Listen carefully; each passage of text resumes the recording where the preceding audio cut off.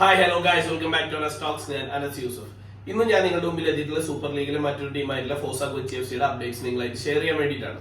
അതെ, നമ്മളുടെ സ്വന്തം പൃഥ്വിരാജ് സുകുമാരന്റെ ടീം. കഴിഞ്ഞ യൂട്യൂബ് ലൈവിൽ ഞാൻ നിങ്ങളോട് ഷെയർ ചെയ്തിട്ടുണ്ടായിരുന്നു ഫോസ കൊച്ചിയുടെ 3 സൈനിങ്സ് അവർ ഓൾറെഡി കംപ്ലീറ്റ് ചെയ്തെന്ന്. അർജുൻ ജയരാജ്, സഞ്ജു ഗണേശൻ, സജി ഷിപി, ഈ 3 പ്ലേയേഴ്സിനാണ് ഇനീഷ്യലി സൈൻ ചെയ്തിട്ടുള്ളത്. അതിന്റെ ശേഷവും വീണ്ടും 3 പ്ലേയേഴ്സിനെ കൂടി ഫോസ എഫ് സി സൈൻ ചെയ്തിട്ടുള്ളത്. അതിൽ ഫസ്റ്റ് പ്ലെയർ നിതിൻ മധു ആണ്. എറണാകുളം പെരുമ്പാവൂർ സ്വദേശിയാണ്. MA കോളേജ് കോതമംഗലത്തിന്റെ പ്ലെയറും സ്റ്റുഡന്റുമാണ്. അതുപോലെ തന്നെ ഗോൾഡൻ ത്രെഡ്സിന് വേണ്ടി കേരള പ്രീമിയർ ലീഗും കേരള യുണൈറ്റഡിന് വേണ്ടി കേരള പ്രീമിയർ ലീഗും സെക്കൻഡ് ഡിവിഷനൊക്കെ കളിച്ച് എക്സ്പീരിയൻസ് ഉള്ള ഒരു പ്ലെയർ ആണ്. എന്റെ ഫേവറേറ്റ് ഫുൾ ബാക്സ് എന്ന് പറയുകയാണെങ്കിൽ, ലെഫ്റ്റ് ബാക്സ് എന്ന് പറയുകയാണെങ്കിൽ ശ്രീരാഗ് അമ്പാടിയും അതുപോലെ തന്നെ മുഹമ്മദ് സലയാണ്. പക്ഷെ ആ ഒരു റേഞ്ചിലോട്ട് വർക്ക് ചെയ്ത് കഴിഞ്ഞാൽ എത്താൻ കാലിബർ ഉണ്ടെന്ന് ഞാൻ പേഴ്സണലി വിശ്വസിക്കുന്ന ഒരു പ്ലെയർ കൂടിയാണ് Nithin Madhu. So for me it's a great signing. Second player Sal Anas ആണ്. എഗെയിൻ എറണാകുളം പെരുമ്പാവൂർ സ്വദേശിയാണ്. വിങ്ങർ സ്ട്രൈക്കർ റോളിൽ കളിക്കുന്ന പ്ലെയർ ആണ്. MA കോളേജ് കോതമംഗലത്തിന്റെ പ്ലെയറും കൂടിയാണ്.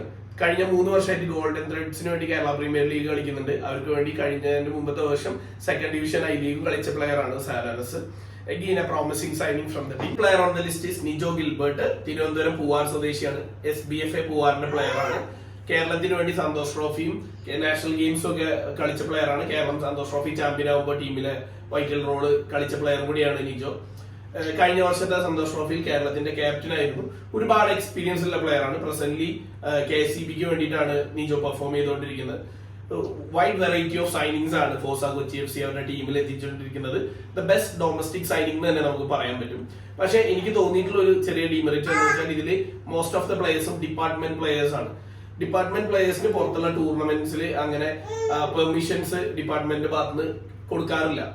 പക്ഷെ അർജന്റീന നാഷണൽ ടീമിനെയും മെസ്സിനൊക്കെ കേരളത്തിൽ എത്തിച്ച് കളി നടത്താൻ എഫേർട്ട് എടുക്കുന്ന നമ്മുടെ ഗവൺമെന്റ് ഈ ഡിപ്പാർട്ട്മെന്റ് പ്ലേയേഴ്സിന് കേരളത്തിന്റെ ലീഗിൽ കളിക്കാൻ ഒരു അവസരം ഉണ്ടാക്കി കൊടുക്കുന്ന പ്രതീക്ഷയിലാണ് ഞാനും നിൽക്കുന്നത്.